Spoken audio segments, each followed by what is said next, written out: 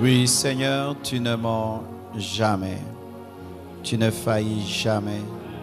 Tu ne trahis jamais. Et tout est possible avec toi. Tu peux tout dans nos vies, Seigneur.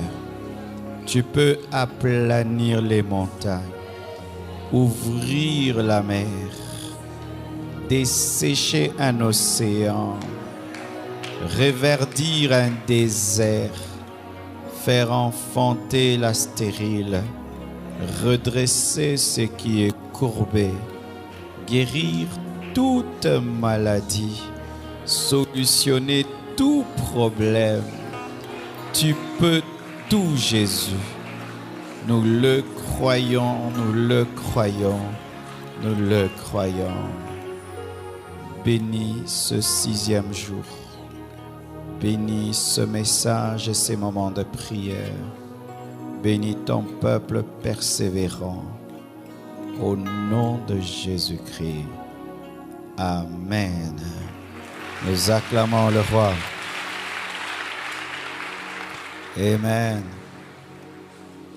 Nous bénissons Dieu pour la chorale de la jeunesse qui est une grande bénédiction pour Alpha 40. Et Papa Danny, il faut maintenant que la chorale de la jeunesse commence à chanter le dimanche. Amen. Amen. Ça nous fait 5 chorales le dimanche et ça permet une rotation. Donc aujourd'hui, à la fin du message, je vais prier pour vous et vous allez commencer à chanter le dimanche. Amen. Ce que j'aime à la compassion, c'est qu'il y a toujours la relève. Amen. Je vais donner mon dernier enseignement sur comment prier efficacement aujourd'hui.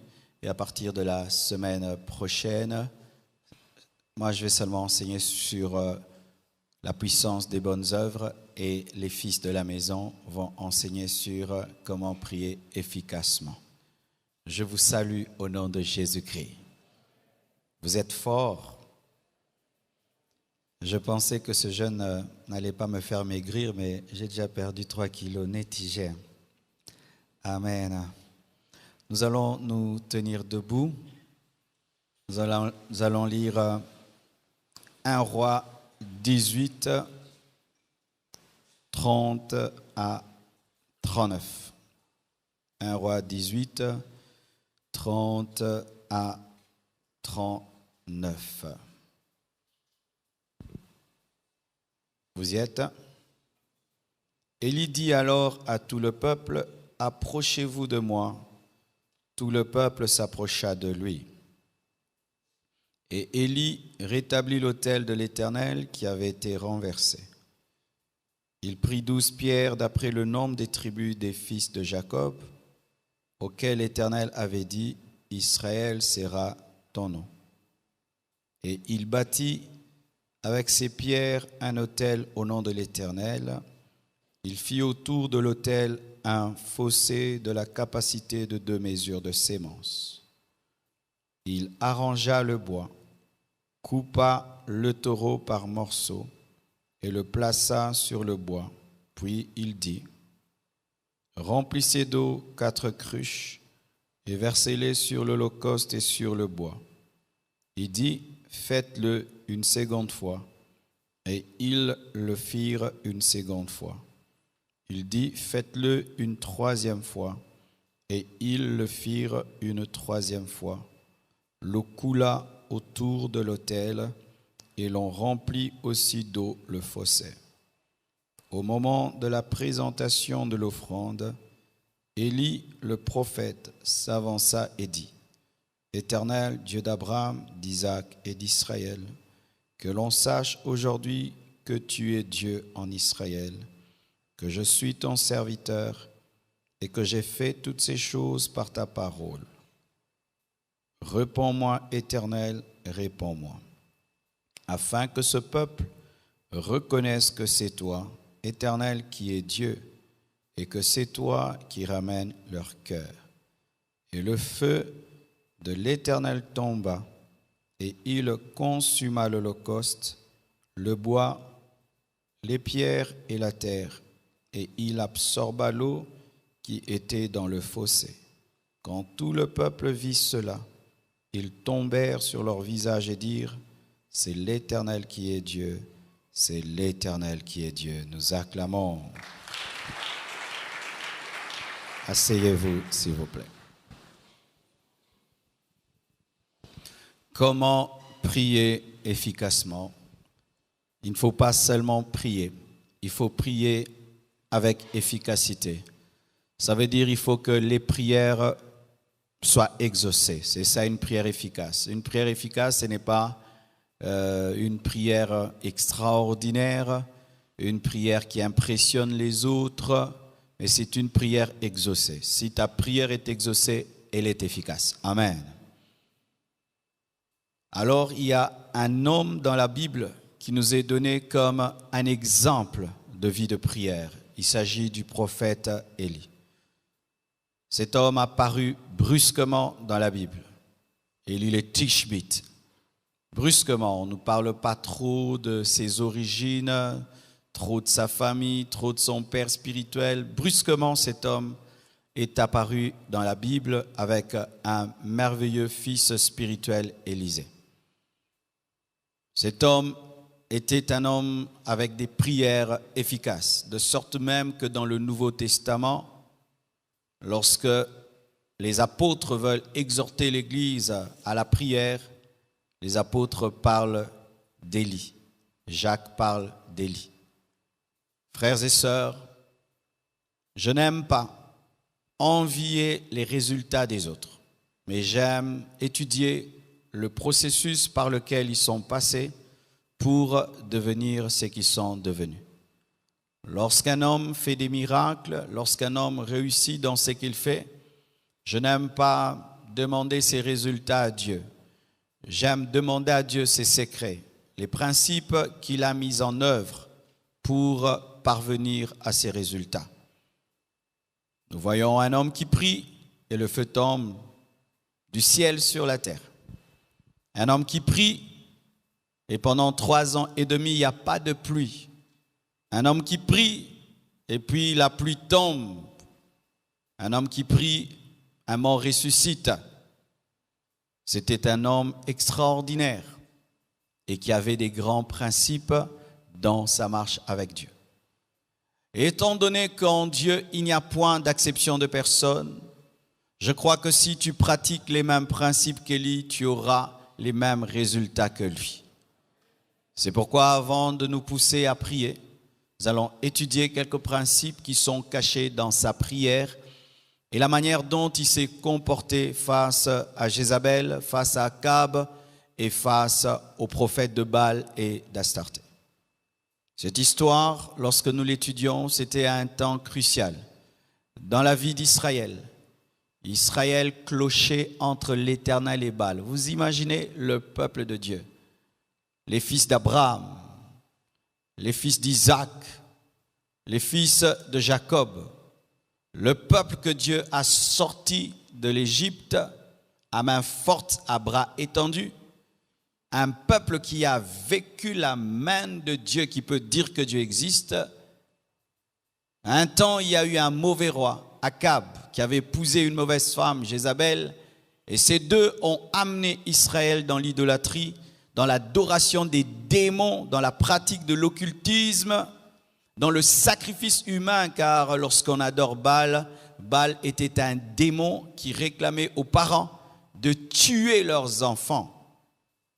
Et Israël était entre l'Éternel et Baal. Quelle honte! Quelle abomination devant Dieu!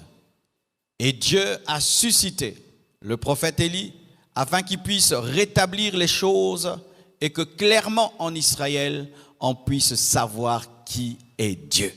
Amen.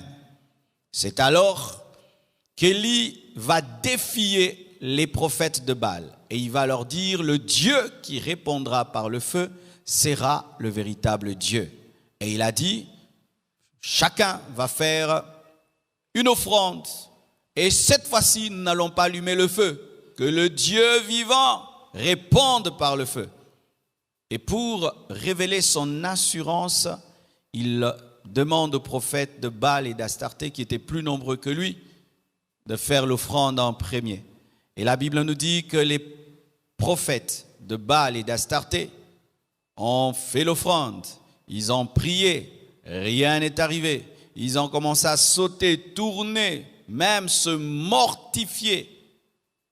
Mais Baal ne répondait pas et Élie a commencé même à se moquer d'eux, leur disant « Criez plus fort, peut-être qu'il est endormi ou il est occupé. » Alléluia.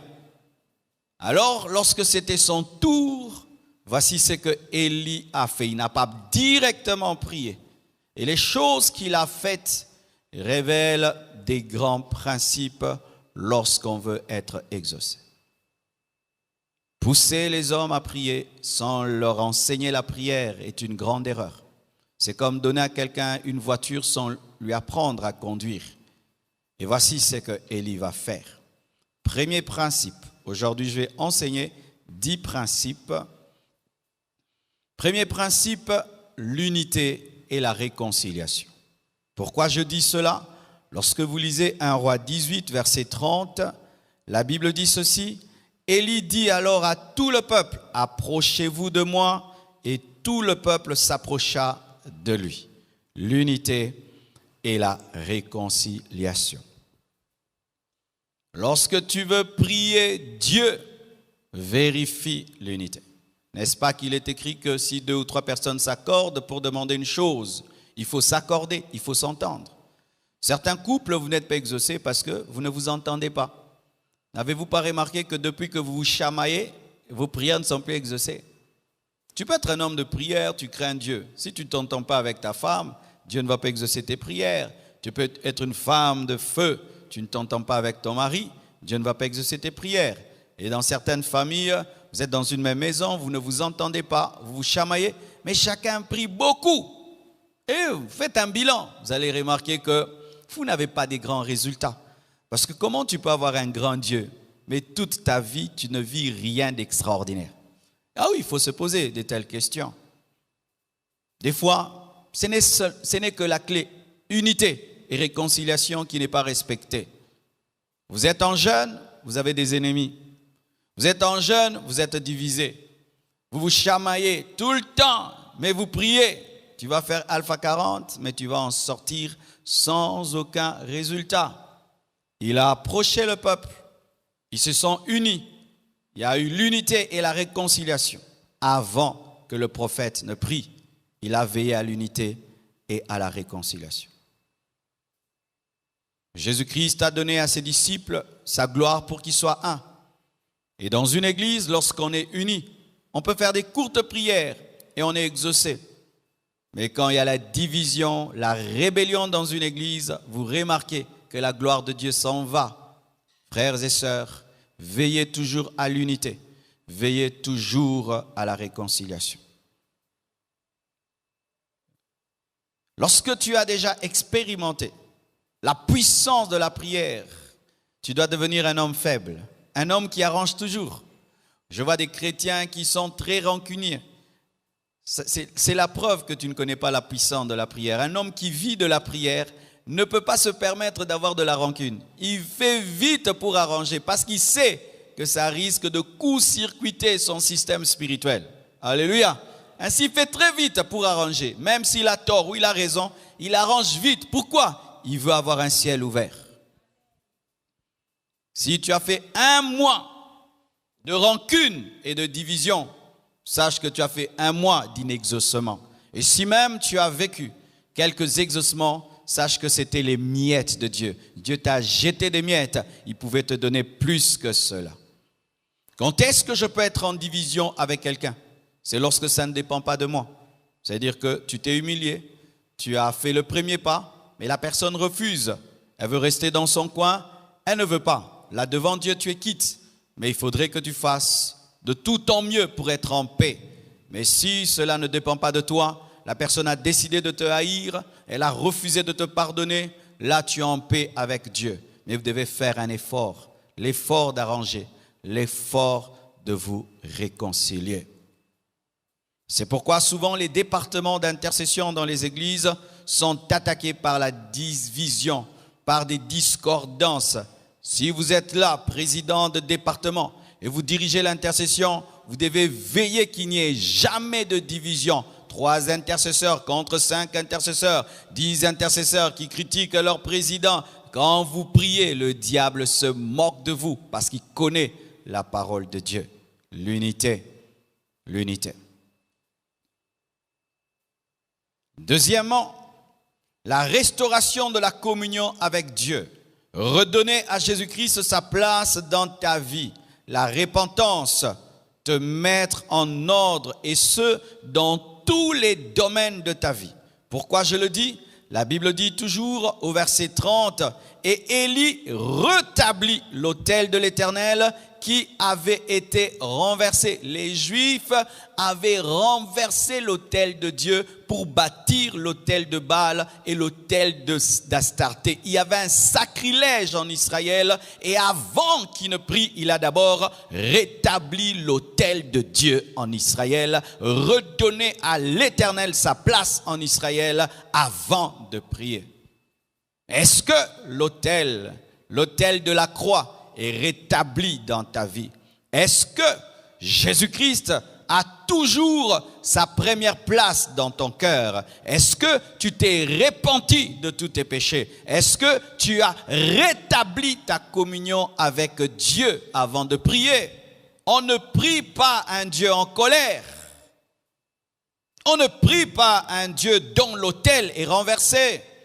On ne prie pas un Dieu dont l'autel est anéanti. Il faut rebâtir la communion, rebâtir l'intimité, se repentir, redonner à Dieu sa première place dans ta vie. Avant de prier, il faut que celui que tu pries soit le premier de ta vie. Si c'est Baal, si c'est Astarté, si c'est un homme, si c'est une femme, si c'est l'argent, si c'est toi-même, si c'est je ne sais quoi, tu dois renverser l'autel de Baal, renverser l'autel d'Astarté et bâtir l'autel de Dieu. Et aujourd'hui, l'autel pour nous, c'est la croix. Et celui qui doit être au centre de nos vies, c'est Jésus-Christ de Nazareth. Est-ce que Jésus est au centre de ta vie? Est-ce que tu t'es réconcilié avec Dieu? Est-ce que tu as renoncé à tes péchés? Troisièmement, il faut présenter Jésus-Christ au Père ou faire une prière accompagnée d'une offrande inspirée par le Saint-Esprit. Je répète, il faut présenter Jésus-Christ au Père ou faire, en plus de cela, une prière accompagnée d'une offrande inspirée par le Saint-Esprit. La Bible nous dit, au verset 33, « Il arrangea le bois, coupa le taureau par morceaux et le plaça sur le bois. » Alléluia. Il n'a pas prié avec un autel vide. Il y avait une offrande sur cet autel. Et l'offrande sur notre autel, d'abord, c'est Jésus-Christ de Nazareth. Lorsque tu pries, tu dois présenter Jésus au Père. Tu ne dois pas présenter ta propre justice.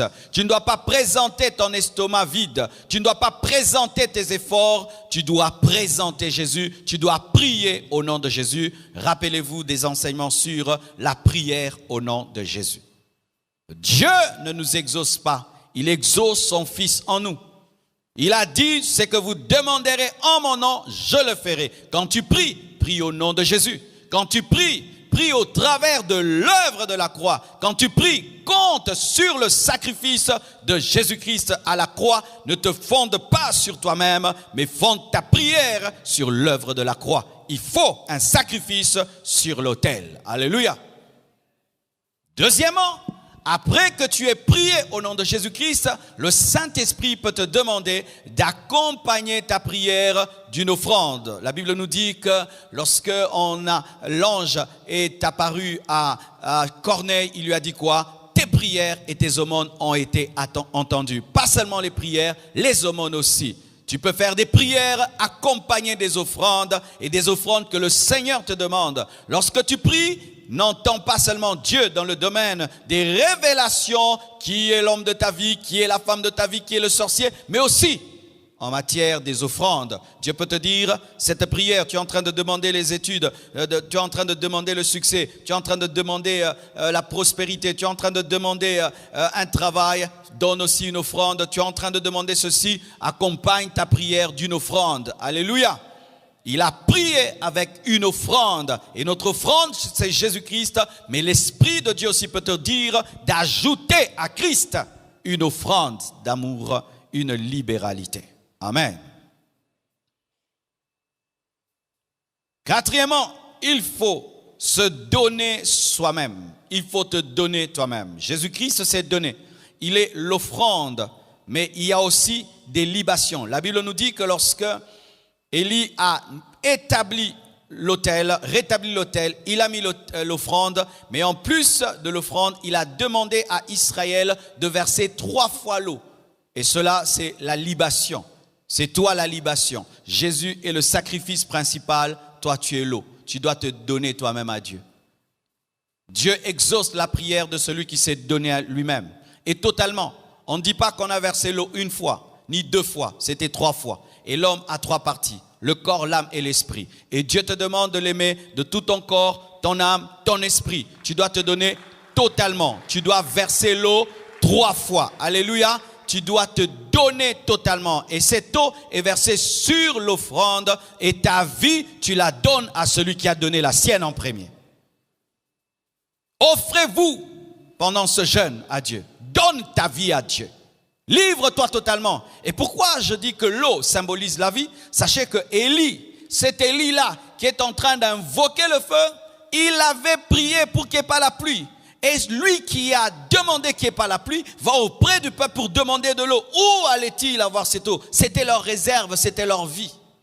C'était leur vie. Et il ne demande pas 1 fois, il demande 3 fois de verser de l'eau. C'était un sacrifice. Ils n'avaient pas suffisamment d'eau, mais ils ont donné le peu qu'ils avaient parce qu'Élie l'avait demandé. C'était leur vie qu'ils donnaient. Tu dois donner ta vie. Tu dois donner ta vie. Quand tu pries, tu dois donner ta vie à celui que tu pries. Si tu ne donnes pas ta vie à celui que tu pries, c'est une escroquerie spirituelle. Tu ne recherches que son aide. Seigneur, donne-moi. Seigneur, aide-moi. Seigneur, donne-moi. Seigneur, aide-moi. Ok, mais donne-moi ta vie. Non. Aide-moi, bénis-moi, protège-moi, mais donne-moi ta vie. Je ne veux pas. Non, frère, Dieu ne fonctionne pas ainsi. Tu dois répandre ta vie sur l'autel. Tu dois te donner à celui qui s'est donné. Et quand tu prieras, le feu tombera.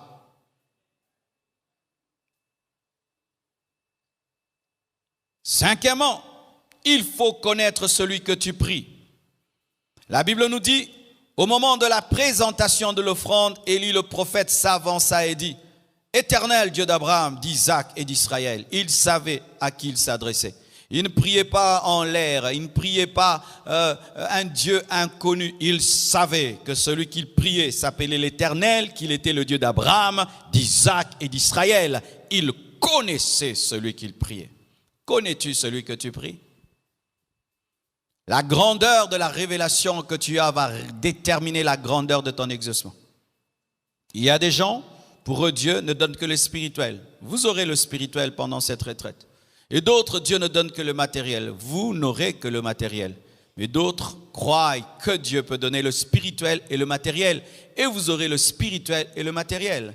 Et certains, ils croient que Dieu est le Dieu qui donne la fourmi. Il te donnera la fourmi, mais d'autres croient que Dieu peut aussi donner l'éléphant. Et il te donnera un éléphant. Tout dépend de ta foi. Si tu crois que Dieu peut faire des grandes choses, il fera des grandes choses. Mais si tu crois que Dieu ne fait jamais des grandes choses, il n'en fera jamais. Frère, qui est ton Dieu? Quelle est la révélation de ton Dieu? Mon Dieu, c'est celui qui ne m'a jamais abandonné. Ça, c'est le nom de mon Dieu. Celui qui ne m'a jamais abandonné. Dieu ne m'a jamais abandonné. Jamais de jamais. Depuis que je suis chrétien, Dieu ne m'a jamais abandonné. Est-ce que tu as une révélation personnelle de Dieu? Quand tu dis Jéhovah Jireh, est-ce que tu as cette révélation? Jéhovah Shikenu, Adonai, Elohim, Eloheka. Est-ce que tu as une révélation personnelle de Dieu? Dieu d'Abraham, Dieu d'Isaac et de Jacob, éternel, celui qui n'a ni commencement ni fin.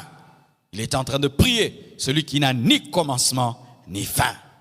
Il savait qu'il était là, présent. Quand il dit l'Éternel, il savait qu'il n'était pas loin, qu'il était là. C'est pourquoi les prophètes de Baal criaient. Lui n'a pas crié parce que c'était l'Éternel. Il savait qu'il était là. Quelle est ta révélation de Dieu? Quelle intimité tu as avec Dieu? Quand tu pries, tu fais comme un perroquet, comme certains enfants qui viennent des fois dans nos cultes et qui voient comment nous prions. Et puis quand ils prient, ils font comme les parents, mais ils ne comprennent rien. Quand tu pries, est-ce que tu t'adresses vraiment à quelqu'un? Quand tu pries, est-ce que tu crois que Jésus-Christ est là? Quand tu pries, est-ce que tu crois que Jésus-Christ est ressuscité? Quand tu pries, est-ce que tu crois que ton Dieu est tout-puissant, qu'il est capable? Quand tu pries, est-ce que tu crois en sa fidélité? Quand tu pries, est-ce que tu crois qu'il est ton Père? Quelle est ta révélation? Éternel, Dieu d'Abraham, Dieu d'Isaac et de Jacob, donc le Dieu des alliances. Alléluia. Le Dieu des alliances, Dieu d'Isaac, Dieu de Jacob, Dieu d'Abraham. Il connaissait son Dieu. Il savait sur quoi il se tenait. Est-ce que tu sais sur quoi tu te tiens et sur qui tu te tiens et devant qui tu te trouves?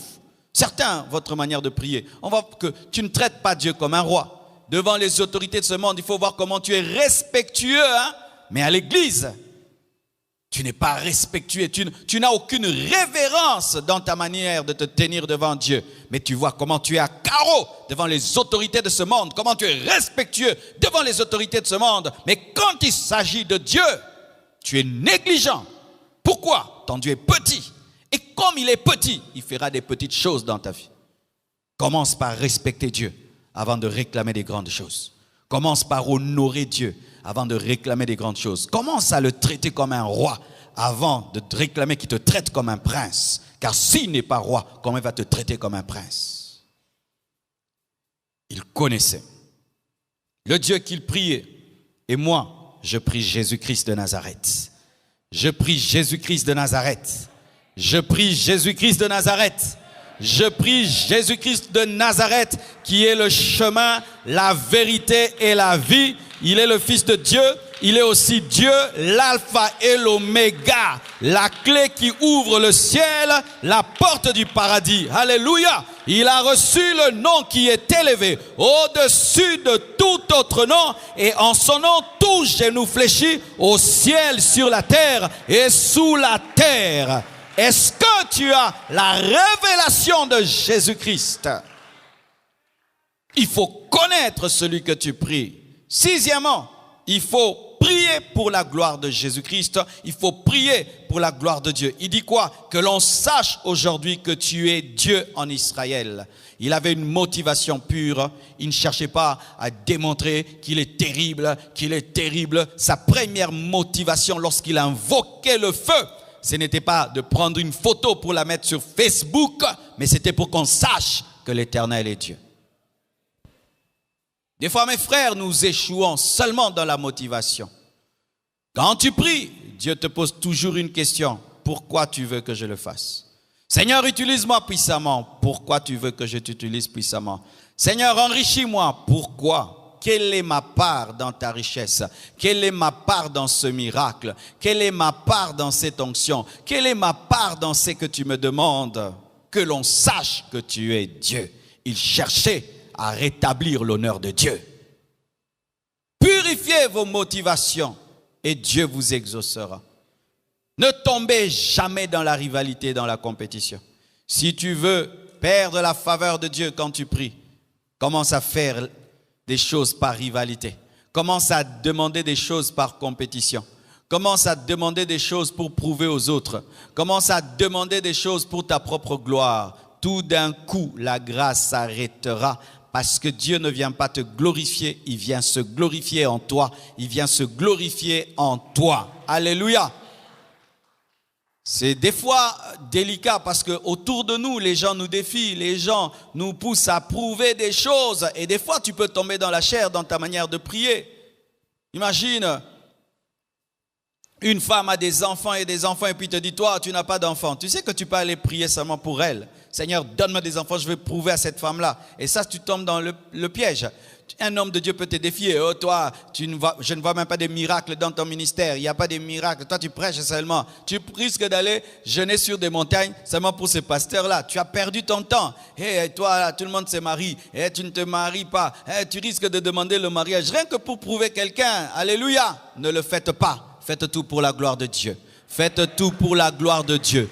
Que l'on sache que tu es Dieu. Que l'on sache que tu es Dieu. Amen. Et aussi, septièmement, tu dois connaître qui tu es. Que je suis ton serviteur. Et toi, tu es plus qu'un serviteur. Tu es plus qu'un ami. Tu es l'épouse du roi. Est-ce que tu crois ça? Dis, je suis la femme de Jésus-Christ. Dis, je suis la femme de Jésus-Christ. Tu es timide. Dis, je suis la femme de Jésus-Christ. Je suis l'épouse du roi. Je suis une reine. Alléluia.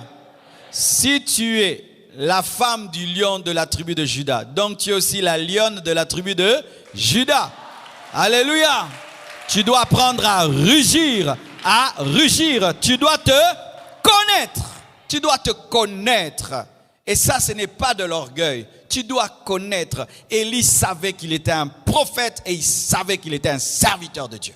Il savait qu'il était différent des prophètes de Baal. Il savait que lui n'était pas prophète de Baal, qu'il n'était pas prophète d'Astarté. Et ce n'est pas un péché de dire, moi je ne suis pas un faux serviteur de Dieu. Amen. Hein? Si tu sais que tu n'es pas un faux serviteur de Dieu, dis-le. Je ne suis pas un faux serviteur de Dieu. Lorsqu'on a dit aux apôtres qu'ils étaient ivres de vin, ils ont dit qu'ils n'étaient pas ivres de vin. Ils ont dit qu'ils étaient remplis du Saint-Esprit. Défends qui tu es. Et tu dois savoir qui tu es. Et quand tu te tiens devant Dieu, tu sais que tu es co-héritier avec Christ. Tu es adopté par Dieu. Et tu es digne de prier et de dire Père, parce que Dieu est devenu ton Père depuis que tu as cru en son Fils. Tu ne te tiens pas devant Dieu en train de mendier, mais tu te tiens devant Papa. Devant Papa. Devant Papa. Est-ce qu'il y a des enfants de Dieu en ce lieu? Nous ne sommes pas venus mendier, nous ne sommes pas venus mendier, nous sommes venus prendre la nourriture qui est à nous. Nous sommes venus prendre le pain des enfants, le pain des fils, le pain qui est sur la table. Arrête de prier Dieu comme si tu étais un esclave. Arrête. Il y a certains chrétiens qui croient que Dieu est le père d'autres chrétiens. Je vais te troubler, Souvent j'entends ces choses-là. Oh, pasteur, que ton Dieu. Oh, que ton Dieu. C'est comme si Chiffre dit au oracle, oracle, ton papa. Que ton papa soit le mien, oracle, que ton papa soit le mien. Est-ce que Chiffre a déjà dit ça? Mais il y a des chrétiens qui disent à d'autres chrétiens que ton Dieu soit le mien. Oh, vraiment? Mais moi, j'ai quel Dieu? J'ai Jésus. Si tu as Jésus, nous avons le même Dieu. Mais il y a des chrétiens qui pensent que certains chrétiens ont un autre Jésus qu'eux. Un Jésus en couleur. Non, tu as le même Jésus que moi. Tu as le même Jésus que moi. Tu as le même Jésus que moi. Tu as le même Jésus que moi. Si tu vis dans la foi et dans la sainteté, Dieu t'exauce comme il m'exauce. Je n'ai pas un super Saint-Esprit, mais j'ai une onction supérieure. C'est différent. Le Saint-Esprit, nous l'avons tous. Mais l'onction, il y a des différences dans l'onction selon le travail que tu fais dans l'église. Alléluia. Mais certains chrétiens, à cause de la différence dans l'onction, pensent qu'il y a une différence de Dieu. Non, c'est le même Dieu, c'est le même Papa. Mais je peux confier au oracle telle chose que je n'ai pas confiée à Chiffre. Pourquoi? Parce qu'il est plus mature. Mais c'est le même Papa. Alléluia. Tu n'es pas venu quémander l'exaucement. C'est ton droit d'être exaucé. Quand tu es un enfant de Dieu, c'est ton droit d'être exaucé. C'est ton droit d'être béni. Tu sais ça? Être béni dans la vie chrétienne, ce n'est pas un accident. C'est la vie chrétienne normale. Mes frères, être exaucé, ce n'est pas quelque chose d'extraordinaire dans la vie chrétienne. C'est la vie chrétienne normale. Jésus était toujours exaucé. Et tel il est, tel nous sommes. Voir des miracles, ce n'est pas extraordinaire. C'est la vie chrétienne normale. Vous n'êtes pas venu quémander l'exaucement. Si tu es fils, c'est ton droit. Et d'ailleurs, Des fois, avant même que tu ne demandes, Dieu te donne. Vrai ou faux? Alléluia.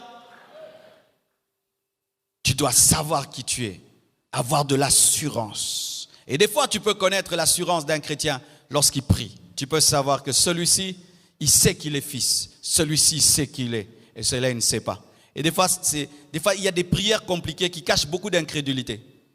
Alléluia.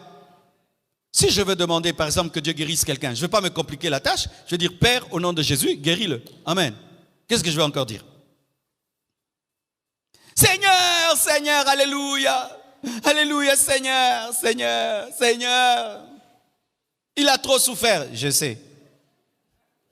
Ça fait 10 ans. Dieu le sait d'ailleurs mieux que moi. Tu dois connaître qui tu es. Et tu dois connaître ta destinée. Tu dois connaître les promesses qui sont sur toi. Et je t'assure, quand tu es un chrétien, tu n'es pas n'importe qui.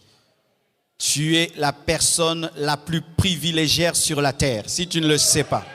Si tu n'étais pas sur cette terre, ce monde serait déjà détruit car tu es la lumière du monde et tu es le sel de la terre. Je dis tu es la lumière du monde et tu es le sel de la terre. Tu es la lumière du monde et tu es le sel de la terre. Ta famille est bénie à cause de toi. Et je dis toujours ceci, si Joseph dans la maison de Potiphar a attiré la bénédiction, toi tu es plus que Joseph parce que toi tu jouis d'une alliance supérieure et ta présence dans ta famille apportera la bénédiction et la vie au nom de Jésus-Christ de Nazareth.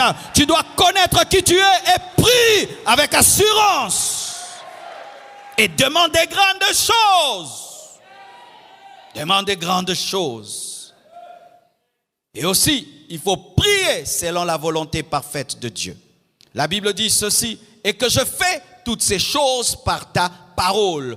Donc, dans le secret, Dieu avait dit à Élie, quand tu iras, voici ce que tu vas faire. Tu vas dire que le véritable Dieu se révèle par le feu. Tu vas dire, bâtissez l'autel de Dieu et tu vas prier et je vais donner le feu. Élie ne faisait rien par lui-même. Il avait tout reçu dans le secret et dans le public, ce n'était qu'une répétition.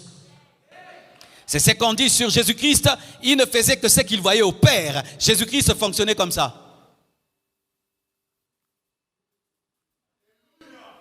Alléluia. Il regardait le ciel et il faisait sur la terre. Même le tabernacle de Moïse, c'était quoi? L'image du ciel. Si tu veux être exaucé, regarde le ciel et prie. Regarde le ciel et fais. Regarde le ciel et fais. Alléluia. Avant de prier sur la terre, entre au ciel et reçois les prières du ciel et fais-les sur la terre. Alléluia. Que Dieu te donne la sensibilité spirituelle afin que tu puisses capter la volonté de Dieu et qu'il puisse te dire ce que tu dois faire. Vous savez, quand j'étais assis là, il m'a dit que je prierai pour vous. Je ne l'ai pas dit pour le dire. Il m'a dit quand tu finiras le message, tu vas prier pour ces jeunes. Et je vais seulement obéir et je sais que le feu de Dieu va tomber sur vous. C'est tout. Je ne fais que la répétition. Quand tu demandes une chose, tu dois te rassurer qu'elle est conforme à la volonté de Dieu parce que Dieu ne fait que ce qui est sa volonté. Tu ne peux amener Dieu en dehors de sa volonté. C'est pourquoi des fois, tu peux maudire quelqu'un, Dieu ne le maudit pas parce qu'il voulait que tu le bénisses. Et des fois, tu peux bénir quelqu'un, Dieu ne le bénit pas parce que Dieu voulait que tu le maudisses. Si tu demandes à Dieu un païen comme mari, Dieu va t'exaucer? Sa parole dit déjà qu'un chrétien ne peut pas épouser un païen, qu'il n'y a pas de rapport entre la lumière et les ténèbres. Alors des fois, tu n'es pas exaucé parce que tu ne connais pas la Bible. La Bible est la première révélation de la volonté de Dieu. Mes frères, vous qui cherchez des prophéties tout le temps, est-ce que tu as déjà lu ta Bible de Genèse, Apocalypse? Tu as la plus grande prophétie, mais tu es en train de chercher des miettes de prophétie. Si tu connais la parole, tu pourras interpréter les prophéties, les paroles de connaissance et les visions et les songes. Mais si tu n'as pas la connaissance de la parole, les visions et les songes peuvent détruire ta vie. Oui, les visions et les songes peuvent détruire ta vie parce que tu n'as pas le basique.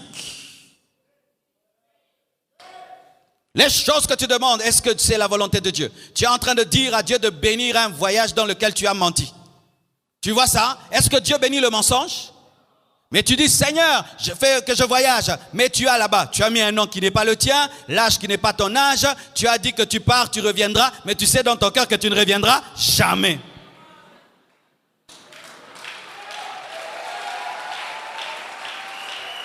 Oh, esprit de blocage, esprit de blocage, esprit de RDC. Tu n'as pas un esprit de blocage, tu as un esprit de mensonge. Et c'est toi le menteur. Tu es en train de prier que Dieu te donne le mari d'autrui. C'est un homme marié. Mais tu pries qu'on prie pour ton mariage. Avec qui? Avec qui? Avec un mari d'autrui? Avec un mari d'autrui, Dieu devient un voleur. Dieu n'est pas un voleur. Dieu n'est pas un voleur. Tu fais un business de vol et tu pries que Dieu bénisse un business de vol. Est-ce que Dieu peut bénir le vol? Oh Seigneur, protège-moi. Qui te protège de quoi? Tu es en faute. Vous priez, mais vous n'êtes pas exaucés parce que vous ne priez pas conformément à la parole de Dieu. Vous ne connaissez pas la parole et vous demandez des choses selon votre chair, votre désir, votre volonté. Et quand cela n'arrive pas, oh Dieu m'a déçu. Est-ce que Dieu t'avait promis pour te décevoir? Amen. Dieu peut te révéler. Il te dit, mon fils, cette année tu ne voyages pas. Tu restes au Congo. Et toi non, tu veux voir l'Europe. Tu veux voir l'Europe et tu dis, Seigneur, bénis mon voyage pour Paris. Est-ce que Dieu va te bénir? Il t'a déjà révélé que tu n'iras pas à Paris. Mais toi, tu aimes la tour Eiffel plus que Jésus. Amen. Les choses que tu demandes, est-ce que Dieu t'a dit de les demander? Est-ce que ce sont des choses bibliques? Est-ce que c'est dans la parole? Est-ce que même, alléluia, montons même plus haut. Au-delà maintenant de la parole basique, il y a maintenant des directions précises. Ou même la bonne chose devient une mauvaise chose. Ah oui? Quand Dieu révèle sa volonté pour une chose, des fois une chose bonne devient mauvaise. C'est comme Dieu peut te dire, aujourd'hui, reste chez toi jusqu'à 18h. Mais toi, tu veux sortir le matin. Sortir le matin n'est pas un péché, mais ça devient un péché parce que Dieu t'a dit de ne pas sortir. Et tu dis, Seigneur, bénis ma journée. Mais Dieu t'a dit que ta journée, c'est à la maison. Lorsqu'il a demandé le feu, c'est parce que Dieu lui avait dit, tu vas demander le feu. Et si Dieu lui avait dit, tu vas demander la pluie, il allait dire, le véritable Dieu répondra par la pluie. Pourquoi même certains, même quand ils font des services de puissance, ils ne voient pas la main de Dieu? C'est parce que tu veux que le Saint-Esprit devienne ton esclave. Va à droite, va à gauche, alors que lui veut rester sur place.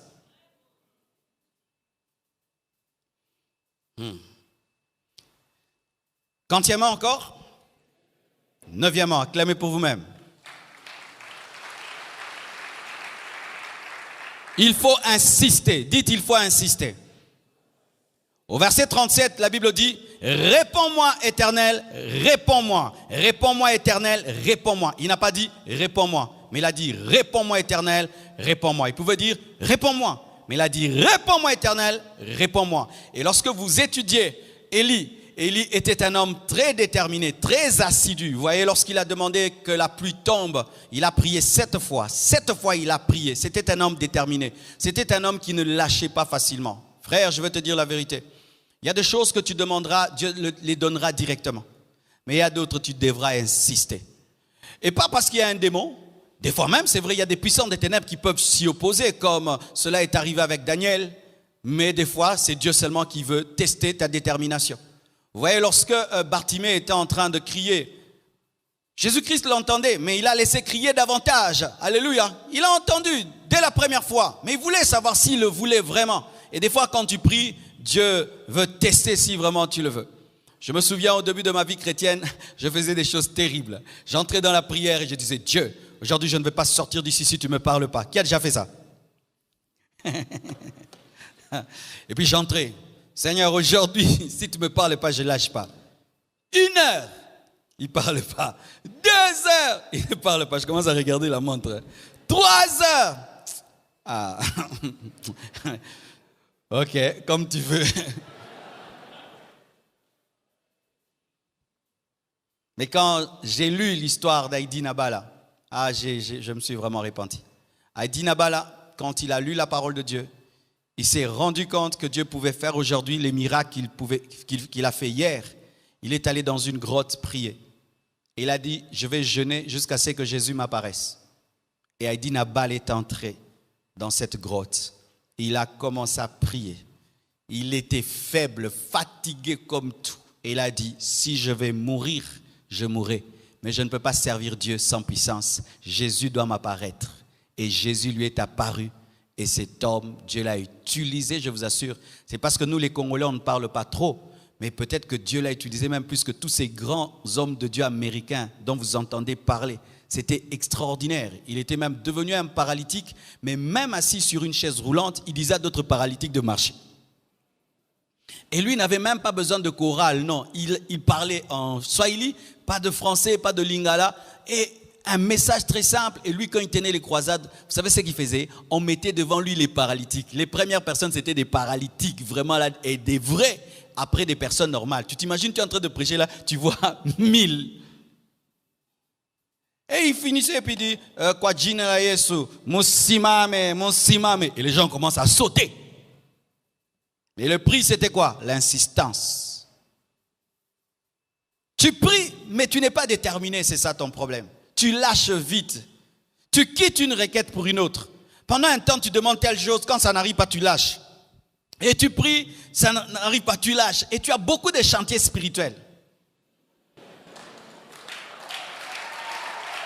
Ouais. Tu disais, moi je vais demander à Dieu le don de parole de connaissance. Tu demandes pendant 1 mois, tu lâches. Maintenant la prophétie, 1 mois, tu lâches. Cette fois-ci, va jusqu'au bout.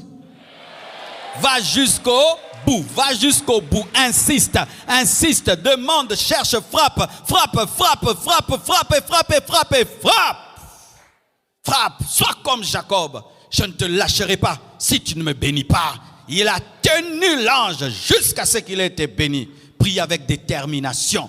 Et quand tu pries avec détermination, tu n'écoutes pas ta chair. Vous savez qu'au départ, lorsqu'on prie, la chair nous dérange. Tu es distrait au début de la prière. Il y a beaucoup de pensées qui te dérangent. Tu es faible, tu sens que tu as faim. Tu as même envie d'arrêter le jeûne. Mais quelqu'un qui est déterminé, il continue, il continue. Et puis tout d'un coup, le feu commence à venir. La puissance commence à venir. La puissance commence à venir. Et puis tu ne sens plus le temps passer. Mais tu dois être déterminé.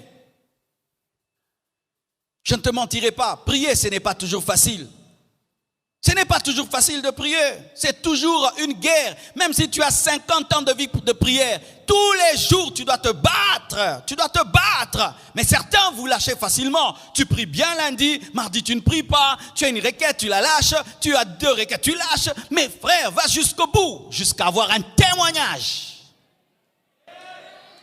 Jusqu'à avoir un témoignage. Alléluia. Jusqu'à avoir un témoignage. Par année, il y a une requête que j'ai de janvier jusqu'en décembre. Le nombre de fidèles que j'ai demandé à Dieu. Cette année, j'avais demandé 8000 fidèles. L'Esprit de Dieu m'avait dirigé à ça. Et j'ai demandé. Et le diable, il est venu me perturber, il m'a dit. Quand on a confiné les églises, il m'a dit, hé Marcelo, ça ne va pas arriver. Les églises ont fermé. Ça ne va pas marcher. Ça ne va pas marcher. Parce que chaque année, ce que je demande arrive. Toujours. Et puis il m'a dit, cette fois-ci, ça ne marche pas. Et Dieu m'a dit, prêche de tout ton cœur dans le confinement. Donne-toi à prêcher comme si l'église était pleine. Et on a prêché de tout notre cœur. Et les gens étaient touchés sur Internet. Ils ont été touchés sur Métanoïa. Et quand on a ouvert l'église, il y a eu, je crois, 1500 personnes qui se sont ajoutées de par les médias. Mais on n'avait toujours pas atteint les 8000. On était dans 7000, 7300, 7000. Mais moi, j'avais demandé 8000. Et à la veillée, jusqu'en décembre, ça n'était pas encore arrivé. Le diable me disait, c'est pas arrivé, c'est pas arrivé. Et on devait faire la veillée. Et je m'étais dit, c'est sûr que Dieu va le faire le 31 décembre. Et le 31 décembre, qu'est-ce qui s'est passé? Pas de veillée de prière, embouteillage. Et maintenant, là, le diable me dit, laisse tomber, cette année, ça n'a pas marché. Et j'ai dit à Dieu, je le crois, je le crois. Et le 31 décembre, mes frères, lorsque on compte les gens avec les embouteillages, on était à 7000 et quelques. Et le diable m'a dit, tu vois, c'est pas arrivé. Et mais moi, dans mon cœur, j'ai dit non, c'est arrivé. Mais à cause des embouteillages, ces personnes ne sont pas venues. Il faut savoir discuter avec les diables, hein. J'ai dit non, ils étaient en route, mais ils ont été bloqués. Mais Dieu m'a donné. Et il m'a dit non. Et je suis allé faire les vacances 2 semaines. Et pendant 2 semaines, premier culte du dimanche, 8300 personnes. Et puis 8000. Et puis 8000. Aujourd'hui, en semaine, nous atteignons même 4000 personnes en semaine. Dieu est fidèle, mais il faut insister. Il faut insister. Il faut insister. Il faut insister. Il faut insister. Des fois même la réalité peut te décevoir, mais tu mets la réalité de côté. Tu continues à confesser. Tu continues à confesser. Même si tu sens, tu refuses de confesser ce que tu sens. Tu continues à dire, tu continues. Éternel, réponds-moi. Éternel, réponds-moi. Éternel, réponds-moi. Je ne répète pas parce que je doute, mais je répète parce que j'insiste. Je ne répète pas parce que je doute, mais je répète parce que j'insiste. Je ne répète pas parce que je doute, mais je répète parce que j'insiste, Seigneur. Alléluia. Alléluia. Il faut être un guerrier, mon frère, quand tu pries. Un guerrier. Quand tu te tiens devant Dieu, Dieu sait que mon fils là, ce petit, quand il vient devant moi, il sort toujours avec quelque chose. Même les anges disent à Dieu, il est venu. Ok, préparez déjà, préparez. Comme il est venu encore, il est venu, mais il était là hier la nuit. Il est encore là le matin. Préparez déjà, il veut quoi? Il est en train d'insister. Il a dit en 2021, il a refusé la vie de 2020. Regardez s'il le veut vraiment. Et Dieu peut lire dans ton cœur si tu le veux vraiment. Frère, priez avec ferveur. Tu viens à l'église, on devait te mettre quelque part et on te met sur une chaise que tu n'as pas aimée. Frère, quand tu sais pourquoi tu es venu, tu t'en fous de la chaise. Je vois des gens qui sont distraits tout le culte. Pourquoi? La chaise n'était pas bien, on m'a mis à côté des toilettes. Je m'en fous de l'odeur des toilettes. Laissez-moi prier. Un jour, je suis allé en retraite dans une maison, mes frères. Ils disent non, qu'ils vont me recevoir et me donner une chambre. C'était une chambre à côté de la toilette. Pendant toute la retraite, toutes les odeurs de la toilette étaient sur moi. Et puis j'ai dit, Dieu, tu permets ça? Il m'a dit, oui, sois là. Et ça m'avait donné la rage de réussir dans la vie. Aujourd'hui, je peux décider d'aller en retraite où je veux. Où je veux. Dans n'importe quelle chambre, je vais aller. Mais où j'ai eu la colère à côté de la toilette. Béni soit Dieu pour les choses qui t'énervent. Ce sont les fouets qui permettent au cheval d'aller plus vite. Alléluia. Lorsqu'il y a Pénina, je t'assure que Anne va enfanter. Et béni soit Dieu pour les choses qui te mettent en colère, qui t'énervent, qui te révèlent ta réalité. C'est pour te pousser à insister. 10e, il faut avoir un but spirituel, même derrière des choses matérielles. La repentance, l'adoration, les actions de grâce, la gloire de Dieu, le réveil. Écoutez la prière d'Élie, il dit, afin que ce peuple reconnaisse que c'est toi, Éternel, qui es Dieu, et que c'est toi qui ramènes leur cœur. Tout ce qu'ils demandaient là, que le feu tombe, tout ce qu'ils demandaient, que la puissance de Dieu se manifeste, la seule chose qu'ils recherchaient, que l'on sache que l'Éternel est Dieu et qu'il ramène les cœurs. Ils voulaient qu'Israël revienne à l'Éternel. Ils voulaient qu'Israël abandonne Baal et Astarté. Le feu n'avait pas comme but de glorifier Élie. Le feu n'était pas seulement descendu pour un spectacle, mais le feu était venu pour la repentance. Les vrais miracles amènent à la repentance. Dieu ne peut pas faire marcher un paralytique pour le faire marcher. Quand un paralytique marche, c'est pour amener l'incrédule à croire. Quand Dieu te bénit, c'est pour amener l'incrédule à dire Dieu bénit. Amen. Je t'assure, si tu es bien habillé, tu as une belle voiture, mais ce n'est pas pour la gloire de Dieu. Ça ne sert à rien. Alléluia. Si tu réussis dans tes études, mais ça ne glorifie pas Dieu. Ça ne sert à rien. Nous avons de la valeur et de l'utilité dans le royaume de Dieu lorsque ce que Dieu nous donne amène les hommes à croire en Dieu. Devenez des panneaux publicitaires de Jésus. Qu'au travers de vous, les païens puissent se repentir, que les gens puissent respecter Dieu, qu'ils puissent dire Dieu bénit, Dieu existe, Dieu exauce. Amen. Que l'on sache que tu es Dieu et que c'est toi qui ramènes leur cœur, pas moi, mais toi. Ensuite, vous voulez dire, Seigneur, j'aimerais qu'au travers de ce miracle, tu ramènes Israël à toi. En soi, c'est un miracle pour la repentance. Ne cherchez pas la puissance pour la puissance. Recherchez la puissance pour des raisons spirituelles. Amen. Et la Bible dit ceci. L'exaucement vint. Et le feu de l'Éternel tomba. Et il consuma l'holocauste, le bois, les pierres et la terre. Il absorba l'eau qui était dans le fossé.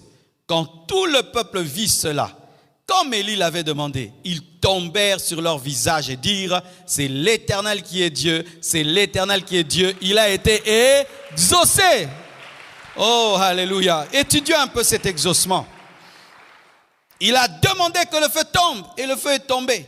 Et il a demandé que ce soit un miracle qui glorifie Dieu. Et Israël a adoré Dieu.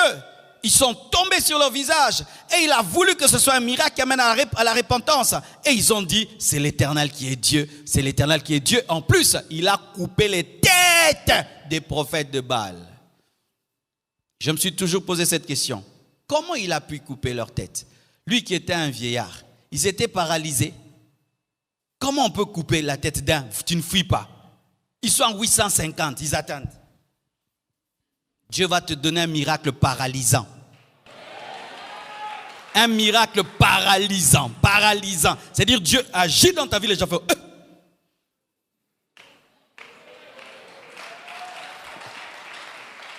Quand le feu est tombé, il a brûlé l'holocauste, il a brûlé le bois, il a brûlé les pierres, il a même absorbé l'eau.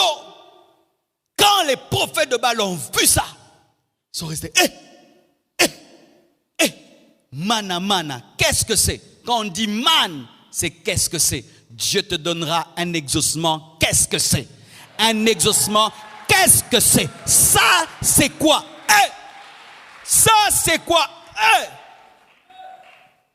Je crois que Dieu étonne encore aujourd'hui. Je crois que Dieu étonne encore aujourd'hui. Et que le feu de Dieu tombe sur ta vie. Qu'il consume le bois, qu'il consume l'offrande, qu'il consume les pierres, qu'il absorbe l'eau et que les gens soient tétanisés par ce que Dieu va faire dans ta vie. Et qu'ils puissent dire, mana, mana, qu'est-ce que c'est? Mana, mana, qu'est-ce que c'est? Nous n'avons jamais vu une telle chose.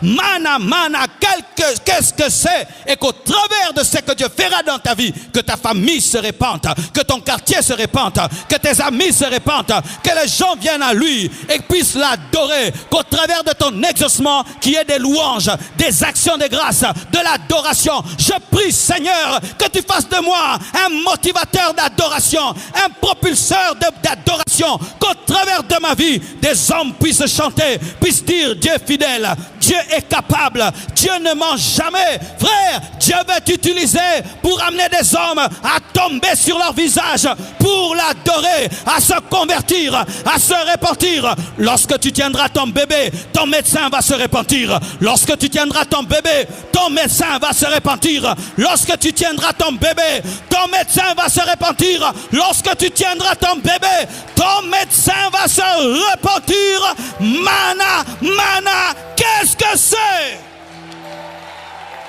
Alléluia! Alléluia! Oh, je le crois et je le crois. Je crois que le ciel est disponible pour envoyer le feu. Je crois que Dieu est un Dieu des défis. Frères et sœurs, les prophètes de Baal ne peuvent rien faire. Lorsque le serviteur de l'Éternel est là, Baal faisait des miracles. Mais ce jour-là, Dieu lui a dit, stop, tu ne fais rien aujourd'hui. Aujourd'hui, je vais te démontrer que je suis ton supérieur. En toi, tu as celui qui est plus que le diable. La Bible dit que celui qui est en nous est plus fort que celui qui est dans le monde. Celui qui est en nous est plus fort que celui qui est dans le monde. Celui qui est en nous est plus fort que celui qui est dans le monde. Celui qui est en nous est plus fort que celui qui est dans le monde. Alléluia. Alléluia. Alléluia. Alléluia. Oh, gloire à Dieu. Je sens la présence du Saint-Esprit.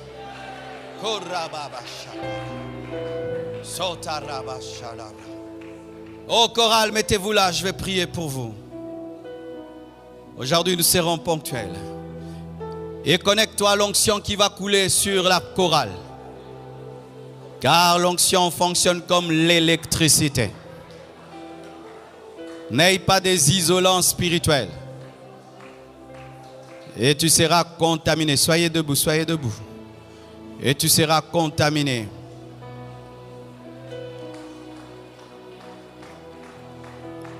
Cette chorale est déjà un signe prophétique de l'élévation. Ils sont venus dans cette retraite comme la chorale de la jeunesse. Mais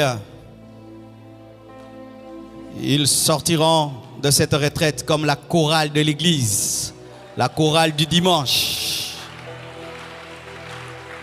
Il y a une onction d'élévation dans cette retraite. Et sois connecté à cela. Et tu seras élevé au travail, élevé dans tes études, élevé dans ta famille, élevé au-dessus de tes amis, élevé parmi tes semblables. Si tu crois, cela va t'arriver. Tu vas le vivre, tu vas l'expérimenter. La grâce va te distinguer. La grâce va te distinguer. On saura que ça c'est Élie et ça c'est un prophète de Baal. Dieu va te distinguer. Dieu va te distinguer. Dieu va démontrer que tu le sers. Dieu va démontrer que tu le sers. Dieu va démontrer que tu le sers. Je dis Dieu va démontrer que tu le sers.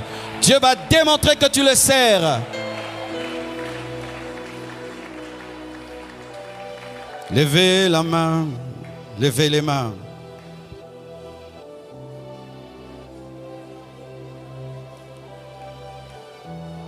Levons nos mains vers la chorale et prions. Prions, prions, prions pour eux.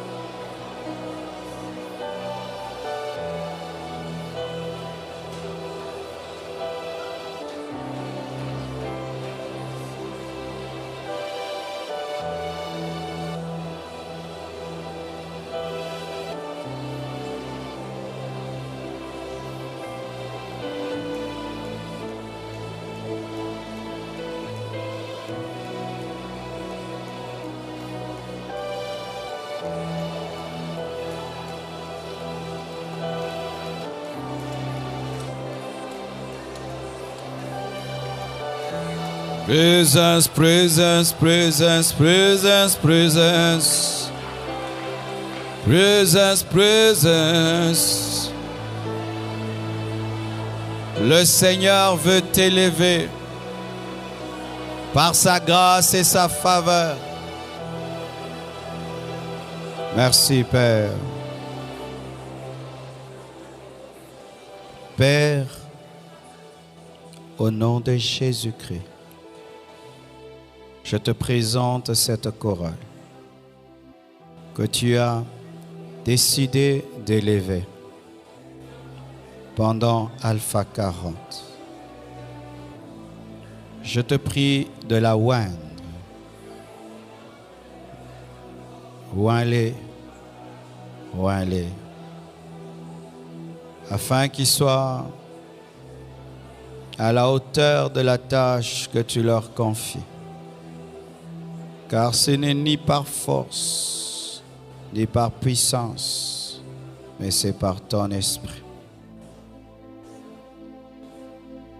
Au nom de Jésus-Christ, recevez l'onction de l'Esprit pour cette nouvelle dimension à laquelle Dieu vous appelle. Recevez, un après l'autre. Un après l'autre, un après l'autre, un après l'autre, un après l'autre, un après l'autre, un après l'autre, un après l'autre, un après l'autre, un après l'autre, un après, encore, un après l'autre, un après l'autre, un après l'autre, un après l'autre, encore, encore, encore, recevez, un après l'autre, un après l'autre. Un après l'autre, recevez, recevez, recevez et recevez, recevez. Soyez équipés, un après l'autre, un après l'autre, un après l'autre. Recevez, recevez, recevez, recevez. Receive it. Vous voyez les personnes spirituelles et les personnes qui sont connectés reçoivent la même onction, mais selon leur destinée et leur particularité. Oyo nyonso aza na ba défi par rapport à ba prophète à Baal. Que le Seigneur révèle la différence dans ta vie au nom de Jésus-Christ, au nom de Jésus-Christ, au nom de Jésus-Christ, au nom de Jésus-Christ. Aujourd'hui, c'est une soirée de bénédiction, une soirée de déclaration.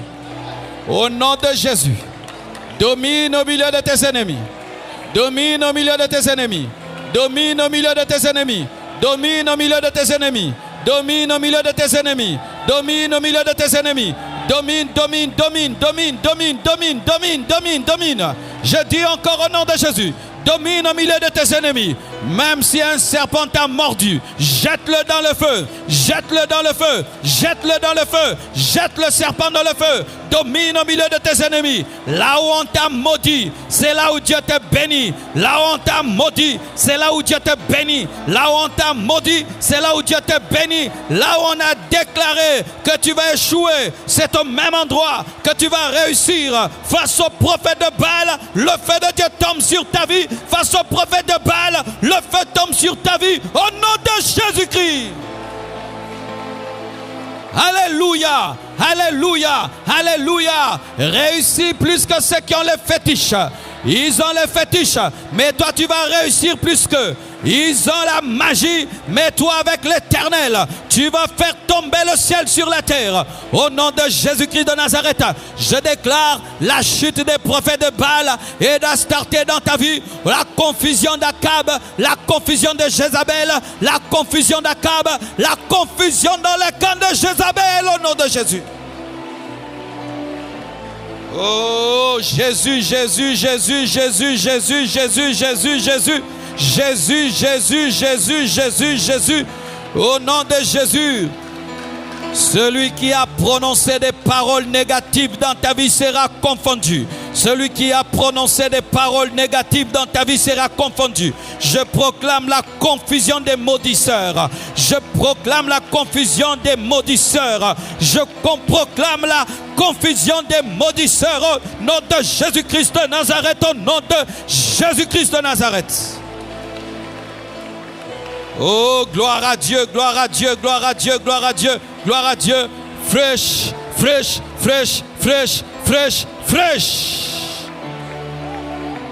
Alléluia, alléluia. Tiens-toi devant Dieu. Maintenant, prie. Face à tes problèmes les plus difficiles et compliqués, nous prions au nom de Jésus-Christ. Nous prions au nom de Jésus-Christ. Face à une situation chaotique et compliquée, tiens-toi devant Dieu et insiste. Oh,